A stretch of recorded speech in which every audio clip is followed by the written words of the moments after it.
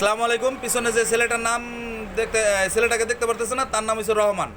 ছোটকাল থেকে আমার পরিচিত, ছোটকাল থেকে তার সাথে আমরাও চলাফেরা করি।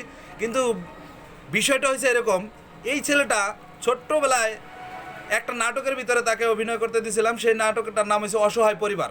অসহায় পরিবারের ভিতরে এমন একটা ভূমিকা উনি পালন করছিল, এমন একটা নাটক তৈরি করছিল যা মানুষের চোখের ভিতরে পানি এসে গেছিল। এই ছেলেটা, এই যে দেখেন, এই যে ছেলেটা, তার নাম হচ্ছে রহমান। রহমান, তুমি কও তোমার ওই নাটকটা নিয়ে তোমার একটা কিছু এই যে বলো যে নাটকটার ভিতরে কিরকম লাগছিল একটু খালি। নাটকটা খুব ভালো লাগছিল, আর আমি সাথে ভিডিও বানায়া খুব ভালোই লাগছিল, খারাপ না।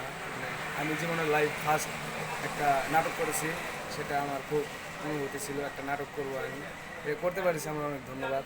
সাথে সাথে যাক, উনি ছোট্ট সময়ের ভিতরে ওনার ভিতরে একটা ট্যালেন্ট আছে, উনি অভিনয়টা একদম ফাটাফাটি। ওনারে কিন্তু একটা কুকুরে কামড়ও দিছিল ওই দিন, আমার মনে আছে, কুকুরে একটা কামড় দিছিল, তারপরে উনি অভিনয়টা কিন্তু ছাড়ে নাই। যাই হোক, আপনারা ওই নাটকটা দেখে আসবেন।